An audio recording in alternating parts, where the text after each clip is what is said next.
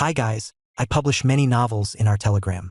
Each novel has its own exclusive Telegram channel packed with all chapters in high-quality audio. Plus, if the novel is ongoing, you'll get all future updates and releases automatically, no extra cost, no monthly payment. Just make a one-time payment via PayPal or Ko-fi and enjoy unlimited access forever. Don't miss out on the ultimate audiobook experience. Links in the description. If you can't support me financially, just like and subscribe our videos. Thank you guys, your support means a lot. And as always, enjoy Shadow. Chapter 532, Forest Hunt 3. Hi. Cold sweat trickled down the side of my face as I braced myself against a tree, my hand pressing firmly against its rough bark while I struggled to catch my breath. That was close. For a moment, I thought I had them, but then I remembered those deep black eyes staring back at me. The memory sent a shudder through my entire body. It looks like he can see through my illusion. At least within a certain radius. The fact that he only noticed when I was close was enough of an indicator. At least, I hope that was the case. It's a bit risky, but I can gauge the situation more later. For now, one thing was certain, those 3 people I encountered were the leaders behind this entire operation. So long as I got rid of them, then this entire situation would end and I'd be able to return back to the Easter Kasha. Thinking about it, how are Leon and the others faring? There was still some time before the event began, but given my current situation, I doubted I'd be able to make it. Nonetheless, I wasn't worried. Though those of the Eastern Kasha were powerful, they were facing the top elites from all 4 empires combined. In my mind, participating seemed futile. They alone were enough. And most importantly, I can feel it. I'm evolving. I scratched the side of my neck, trying to steady my trembling hand. It had been shaking since my return, and despite distancing myself from my targets, it showed no signs of stopping. The excitement had yet to worn off. No, it's gotten even worse. I was evolving. I was discovering new and more efficient ways to fight, constantly coming up with innovative strategies to make the most of all my skills with every passing second. I didn't want to let go of this feeling. I wanted to experience more of it. More, I can evolve even more. Scratch. I scratched the side of my neck, frustration creeping in. This wasn't enough. I had more skills at my disposal, skills I hadn't fully tapped into yet. In particular, identities. I had many identities residing in my mind, most of whom I rarely invoked. I only called on them to draw from their experiences and make them my own. Outside of that, I seldom summoned them. I was afraid they'd take over me. But that was no longer the case. The current me was different from the past me. I wasn't afraid of the personalities taking over. I was sane enough to not allow that to happen. I was no longer mentally unstable. And for that reason, my vision began to fade to gray as my rapidly beating heart gradually steadied. Scratch. Everything around me began to feel dull, mundane, as if the world had lost its joys and sorrows. Lowering my hand and staring at the red that stained my fingers, my lips started to quiver. As my heart, which had gradually steadied, began to race again, my figure slowly melded with the surroundings, seamlessly blending into the environment. I currently had 1/5 of my mana remaining. This meant that I only had one shot to see it. But that was enough.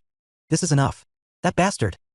A piercing scream tore through the dense fog, echoing ominously as one of the trees splintered and shattered. Fire danced across Libra's fingertips as her teeth gnashed together. They'll fucking kill him. They'll kill him. Anger surged within her as she recalled the events from moments ago. She didn't even notice his presence before he suddenly appeared behind her. Had it not been for Ark. With fury boiling over, she drove her fist into a nearby tree, shattering it in a single, devastating punch. Bang!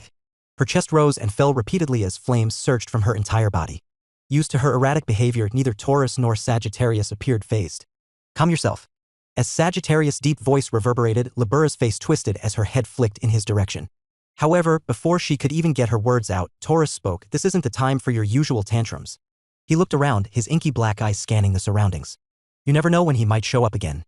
He's got some kind of cloaking ability that lets him blend into the fog, silencing even his sound. It was a rather troublesome ability.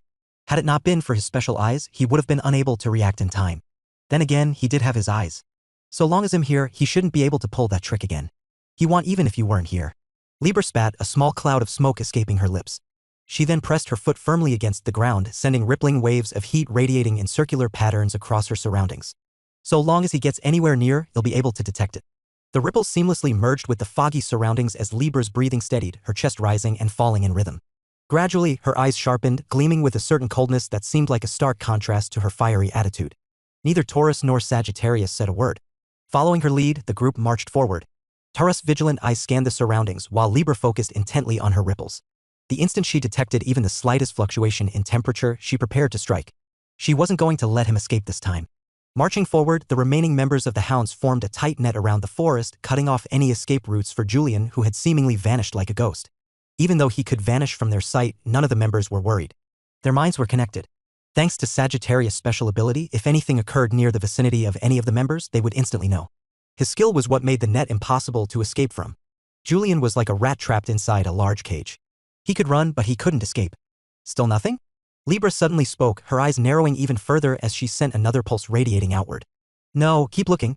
Narrow down the net and make it so that he shows himself. Ha! Libra interrupted Taurus with a sharp shout, slamming her foot against the ground. A powerful pulse surged outward, revealing the faint silhouette of a figure in the distance. The moment Julian's figure was revealed, her lips twisted into a smile. I found you. In that split second, dozens of eyes locked onto the single figure in the distance. Figures emerged from behind and in front of him, closing in from all sides, leaving him with no escape.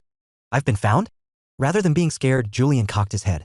He didn't appear calm, but something about his demeanor felt a little unsettling. In particular his lips.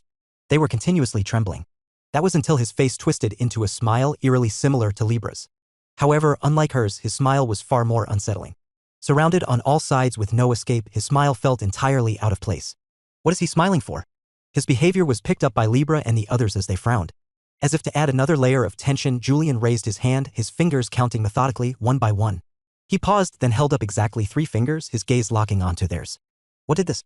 Fuck. Get him. Libra shouted, her face twisted with rage. Taurus stared at Julian's unsettling expression, a strange unease creeping down his spine. He couldn't quite understand why, but despite being vastly outnumbered, Julian remained unnervingly calm. With nearly a dozen hounds surrounding him, how could he possibly maintain such composure? Does he have something up his sleeve? Taurus shook his head. It was impossible, and that was even if he had the aid of the tree. He quickly pointed in his direction, his black eyes gleaming beneath the dense fog around them. Get him. At Taurus' signal, the surrounding hounds sprang into action, their bodies propelling toward him in quick succession. But as if he were nothing more than a ghost, they passed straight through him, his form fading from view. An illusion. Over there. Someone quickly pointed out to the right where a shadow appeared. Just as they were about to act, the fog around them thickened, swallowing their vision and disorienting their senses. Where did he go? I can't see. The hounds were quickly placed in a state of disorder. Disoriented, they had no idea where to focus their attention. At this moment, Taurus finally made his move as he placed his hand over Sagittarius. His eyes instantly locked towards an approaching figure and he quickly shared his view with the surrounding hounds. There. He's close. Swoosh it. A ball of fire hurtled toward Julian, its fiery brilliance casting a harsh light against the thickening fog. The heat radiating from it scorched everything in its path as it shot in his direction at rapid speeds. Die. Bang. The fire hit him heated.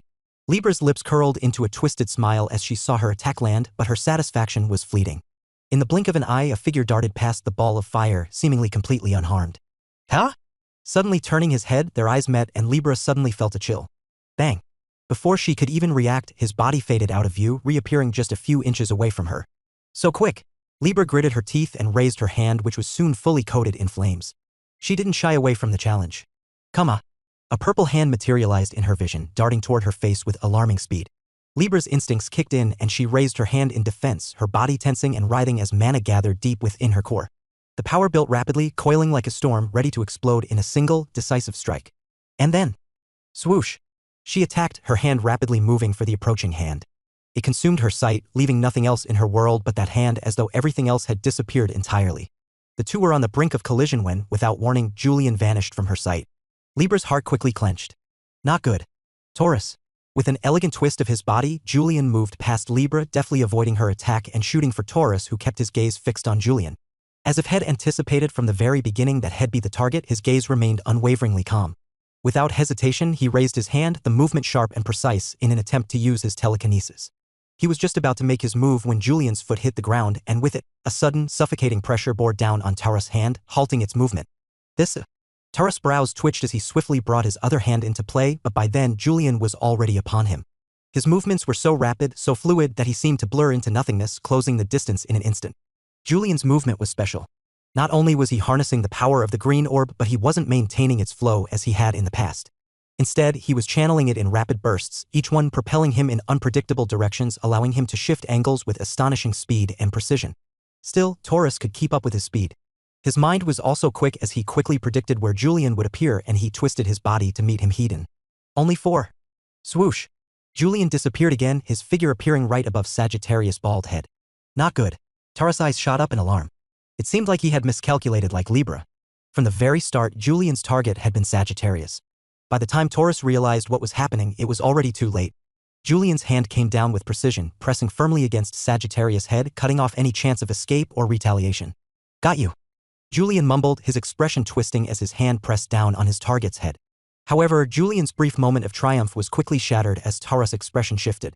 A slow, calculating smile spread across his face, his eyes glinting with something far more dangerous. That's what I'd like to say. He went on to grab his necklace. I forgot to say this, but emotive magic doesn't work on us. Sharing. All of a sudden, the necklace across Sagittarius' neck trembled and his head turned to meet Julian's directly. Got you. Though he didn't smile, his calmness appeared to mirror that of Taurus as his large hand moved to grab Julian. Time seemed to stop then as Sagittarius' hand reached for the stunned Julian. The situation quickly shifted, or at least, it appeared to, as Julian's lips trembled, his composure faltering for the first time. That was at least how it appeared to be at first, but things quickly turned as his smile returned. So that's what made you so calm? Julian's other hand shot towards Sagittarius, locking firmly against his head. With both hands now pressing down, his eyes suddenly turned bloodshot as his smile twisted further. Fear, anger, sadness? Before Taurus and Libra could comprehend what was happening, a sharp, bone-chilling crack echoed through the air, reverberating across the surroundings. CRA crack. The sound froze them in their tracks, a sudden sense of dread settling over the surroundings as everyone stopped moving at once. When it was all said and done, a figure slowly fell to the ground. Thump. Standing behind it was a lonesome figure, his expression twisted in what appeared to be euphoria. More. Julian mumbled, his eyes darting towards Libra and Taurus. More. Chapter 533, Forest Hunt, 4. How is this possible? The shock and confusion on Libra's and Taurus' faces were unmistakable. They lowered their gazes to the body on the floor, then lifted their eyes to meet Fekta's, utterly at a loss for words. It doesn't make any sense. They glanced over to see the shattered pieces of the necklaces that had been specifically entrusted to them to counteract Fekta's emotive magic. It was supposed to work, and yet. More. Julian's soft voice broke through their shock, his gaze lingering on them as his eyes reddened, the intensity of his stare making their hearts tremble. Seeing his current state, realization soon dawned on them. He isn't sane. From the way his eyes were unfocused to the strange mumbles escaping his lips, the Julian before them felt like a stark contrast to the person they once knew. At that moment, he seemed entirely different, like a demon had taken control of his body, giving birth to this psychotic and unpredictable version of him. While this was how things seemed, Julian was actually still sane. His main persona had taken a back seat, allowing Alexander to take control of his body. Yet, despite the shift, Julian felt fully in command of himself. He could suppress Alexander's influence at his own will. At least for now. His last attack had actually drained his mind quite considerably. He had anticipated they would have some means of countering emotive magic, especially after Almighty's earlier warning, but he hadn't expected the relics they wore to be so strong. It took everything for him to break the necklace, leaving his mind momentarily vulnerable. For now, everything seemed fine, but if things continued as they were, the situation could quickly become dangerous. His identities could eventually seize control of his mind if he wasn't careful enough. Keeping his breathing in check, Julian didn't recall Alexander back. For now, he was still in control. The world before him was still gray and he could see faint traces of red around. He still held the advantage. All he had to do was not use his emotive magic for now, and that was fine. They were currently unaware that his mind was exhausted. In fact, this was a good chance to trick them once more. With a sudden grin, Julian stepped back, the fog around them suddenly growing thicker as he faded from everyone's view. His sudden actions were what woke everyone up as Libra quickly turned her head to look at Taurus. Find him. I know. The two of them had somewhat settled down after Sagittarius' sudden fall. This wasn't the first time they had experienced a situation like this. No, it was more like this wasn't the first time they had been in extremely dangerous situations. This was, however, the first time they had met someone so psychopathic. He's behind. Sensing something, Tara's head flicked back to see a shadow dash in their direction. It was incredibly quick, but so was Libra, who raised her hand, summoning a tall pillar of fire in the exact same spot where the shadow was. No, it was more like she had summoned the wall exactly where she predicted the shadow would appear, nailing her prediction perfectly as a sea of flames swiftly consumed the shadow. Unlike last time, however, she wasn't pleased. Her eyes remained focused while Tara's deep black eyes fixed themselves on the fire before his head flicked to the right and he raised his hand. There. The space before Taurus fluctuated and a figure materialized soon after. Without hesitation, Taurus launched another attack, his other hand raised as a magic circle formed and ice shards materialized. His attack was quick and precise, leaving no room for breath. And yet, swoosh. All Taurus felt was a faint brush against his cheek as Julian's figure vanished. Annoyance flared in his mind as his eyes quickly tracked Julian's movements, predicting his next move. Once again, he performed the same set of actions, and once again, Julian dodged. He was like a shadow, intangible and uncatchable. Taurus felt a wave of helplessness wash over him. Every time he tried to attack, Julian would simply vanish. As time passed, he noticed Julian's figure becoming more and more blurred and his eyes began to struggle to keep up with his movements. No, it's even creepier than that. Taurus gradually began to realize he was struggling to identify which figure was Julian's real body as the illusions grew increasingly lifelike, so convincing that even his all-seeing eyes were starting to be deceived. He's evolving. The realization weighed heavily in his mind, forcing his jaw to clench tightly. If there was one silver lining in the situation, it was that Julian had yet to break through his defenses. He kept on trying, but he failed each time. That was when something quickly dawned on Taurus as he shouted, "Libra." He can't use his emotive magic wantonly. He must be exhausted from before. Libra's brow rose in surprise until her lips eventually twisted into a sly smile. Thinking it over, Fekta didn't seem as bold as before. If he had been able to easily break the necklace, he would have had several chances to attack Taurus, but he hadn't. Clearly, he was being cautious. Not only that, Libra was also sure that his mana reserves were running thin. They had been chasing him for quite a while. After killing the Melanchonies and getting rid of several hounds, he was surely tired. Chance. Libra's eyes blazed with flames as a dome began to materialize around her, slowly expanding to encompass the surroundings and enclose the three of them. Taurus was the same, gigantic eyes suddenly forming above them. All of a sudden, Julian's position became clear for the two of them as he suddenly stopped. Julian looked around in surprise. Just glancing at the eye above him, he realized there was nowhere left to hide. It felt as though the eye could see through any disguise, its gaze cutting through everything. But that wasn't all. His breathing grew increasingly labored, sweat dripping down the side of his face as the pressure mounted. As a stinging sensation accompanied the sudden changes, Julian saw several figures covered in fire heading in his direction.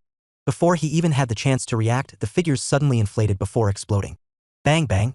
A powerful force engulfed his body, sending him recoiling back and crashing onto the ground.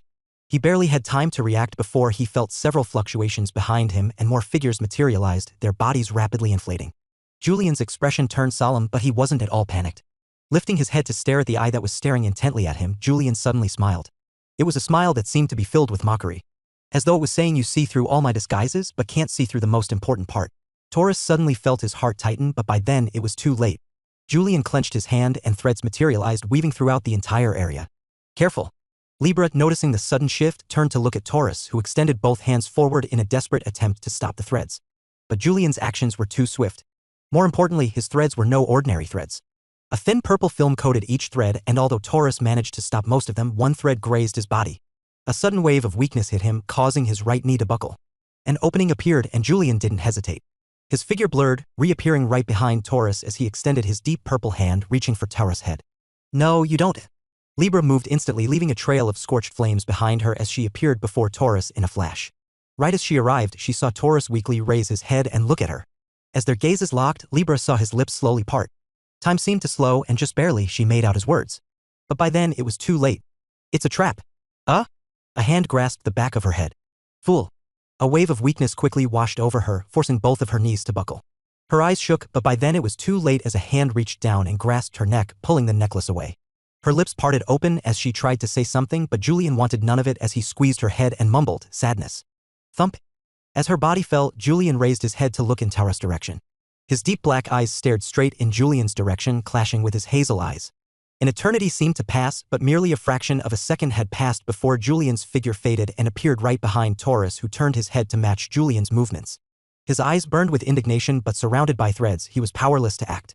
Extending two fingers, a small magic circle formed at the tips of Julian's fingers. He pressed it gently against Taurus' temple. Immersia. Taurus was the next to fall. Thump. In just a few minutes, Julian had managed to neutralize the three most powerful members of the group. As the tension settled, dozens of figures emerged from behind the domain, their gazes all fixed on Julian.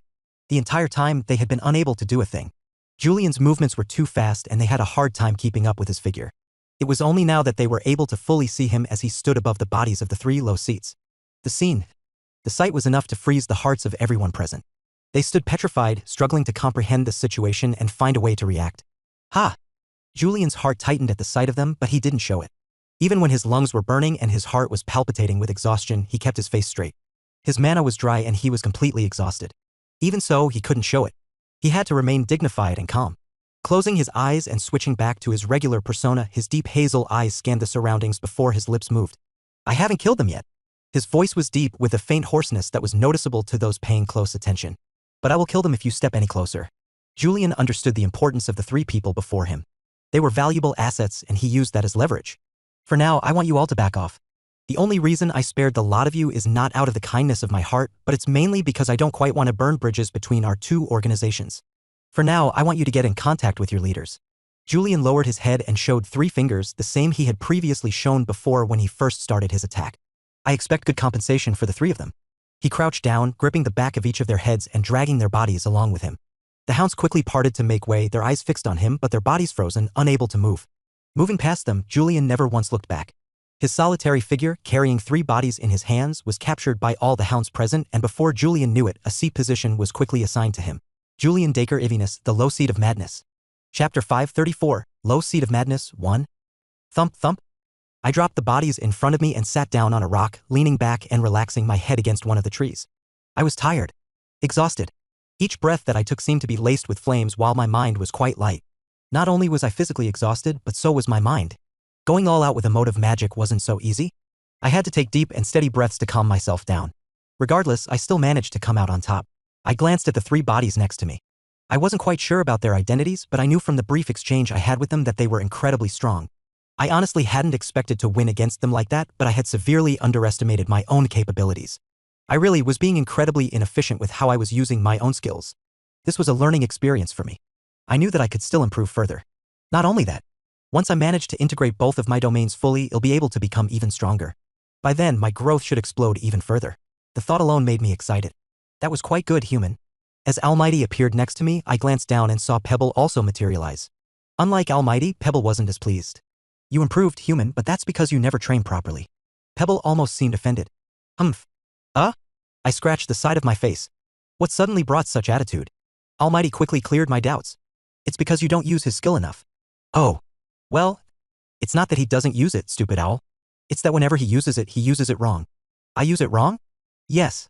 Pebble flicked its head back in my direction. You have no control over the skill, human.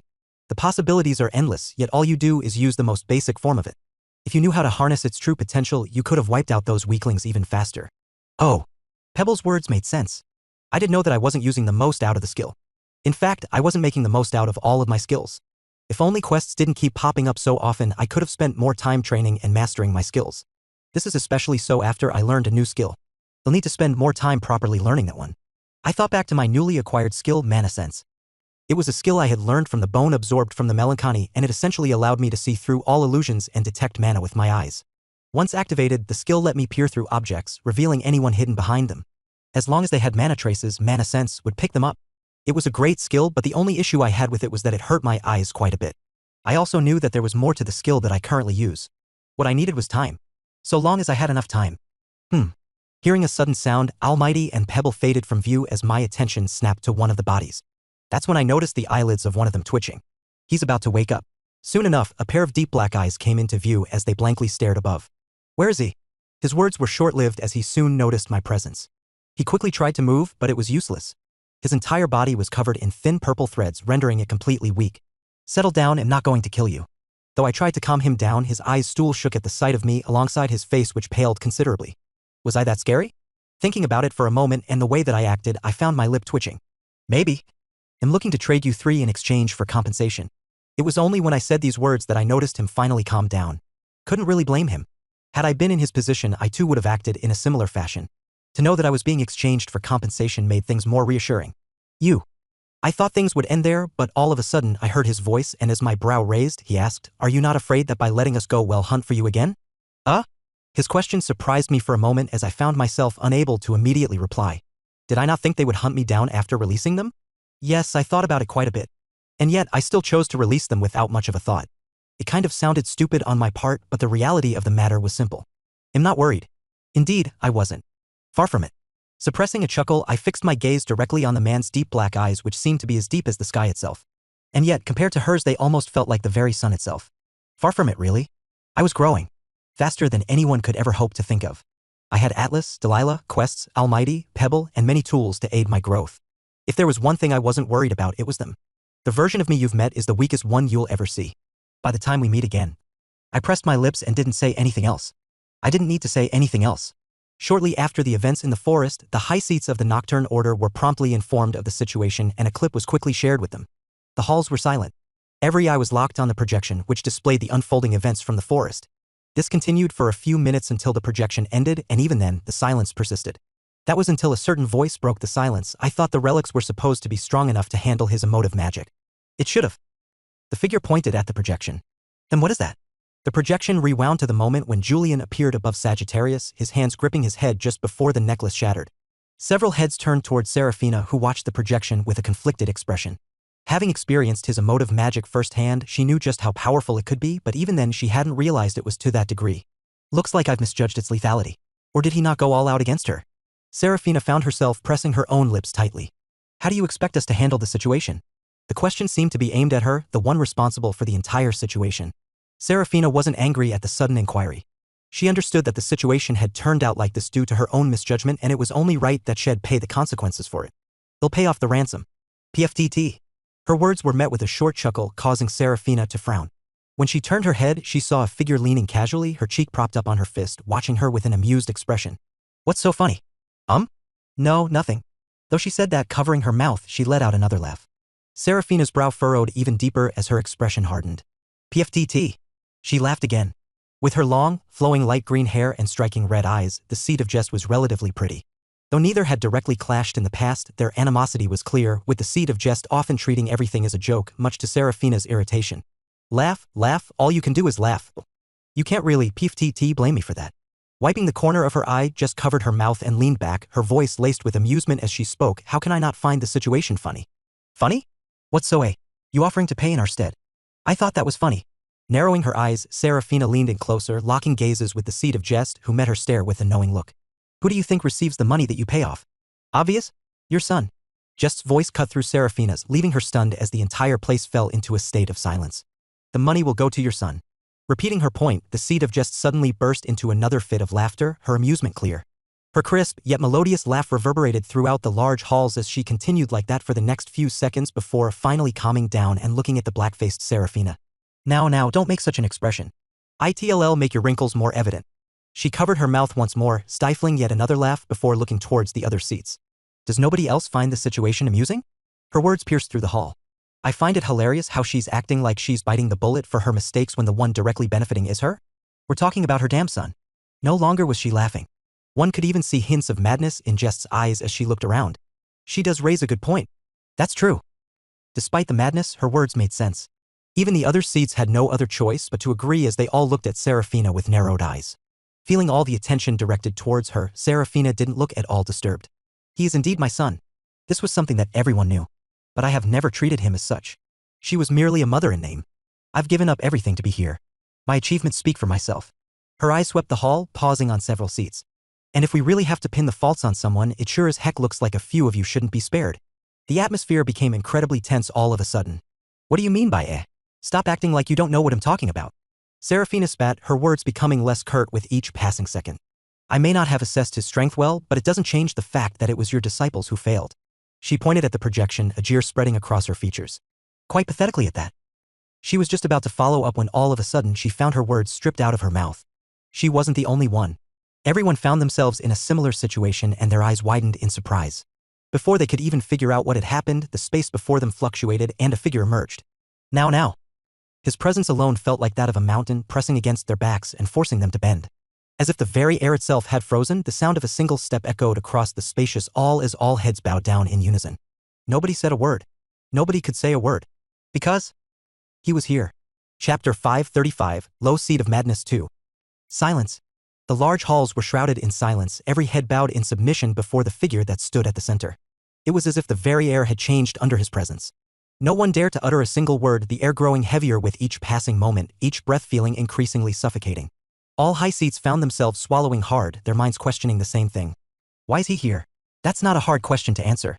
Sithras began speaking, his voice resonating softly through the hall, effortlessly reading the minds of everyone present. Dreamus told me all about the situation. I had no choice but to interfere, knowing Dawn's temper. He still seems to be in the dark regarding what you're trying to pull, and it is good that he doesn't.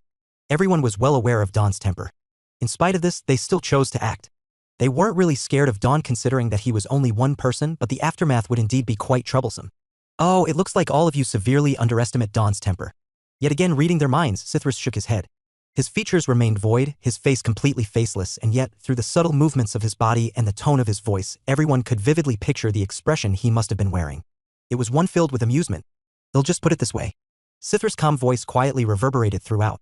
His temper is the reason why I had no choice but to step in. After all. His gaze swept the entire hall, a terrifying pressure mounting on everyone present. I don't want to lose any of you. Though his voice was quiet, it carried a chilling weight that made the entire room feel as if it had frozen over. All heads remained bowed, not a single soul daring to lift their gaze toward him. The meaning behind his words was clear. They might be able to take down Dawn, but that would be at the expense of several of their own. Was Dawn really this strong? A few of them had their doubts, but they tried their best not to think about it.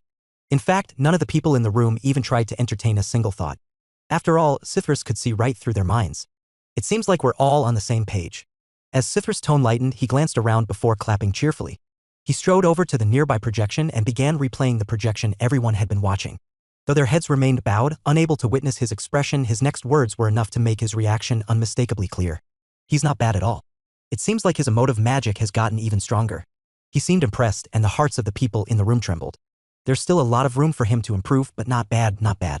Each one of his praises felt like a dagger to their hearts. Reward him generously when you're negotiating for your disciples' return, Sithras said with a casual cheeriness that felt oddly out of place. They'll make sure to keep things quiet so Dawn doesn't catch wind of what transpired. Pausing for a second, his gaze suddenly paused on a certain person as his head cocked to the side. The figure trembled. Now that I think about it, I never asked why you were chasing after it. Was it because of your failed mission, or was it because of something else? Raising her head cautiously, Seraphina found herself face to face with Sithras. Her breath hitched as she swallowed hard and responded, her voice trembling slightly. No. Oh? Then why did you try to attack him? Because? Seraphina swallowed again. I feel like he might be a spy planted by my husband. They sure are taking their sweet time. Leaning against the tree, I could feel several pairs of eyes fixed on me, their stares burning holes in my direction. I chose to ignore them, closing my eyes to focus on regaining my strength. An hour had passed since the fight had ended, and I still hadn't heard anything from those of the Nocturne Order. I was also starting to become a little nervous. They're not going to discard them, right? The thought made my heart race a little faster. Given the kind of organization I was up against, that thought only grew stronger with every passing second. While the people in front of me were undeniably talented, they still ended up losing to me. If this organization was anything like the one from the Niz and Sifa Empire, then it's a very real possibility. Sitting up, I focused on the three people in front of me, holding my breath. Just as I was about to speak, a rustling sound grabbed my attention and I instinctively turned to my right. Rustle. My body tensed and my hand twitched. Just as I was about to rise, a dark silhouette draped in a black hoodie emerged, their figure briefly lingering on me before shifting to focus on the three people in front of me. I'm here to negotiate. The first words that left their mouth instantly put me at ease, and I could feel my shoulders relax just a bit. But only a bit. I couldn't fully let my guard down against them.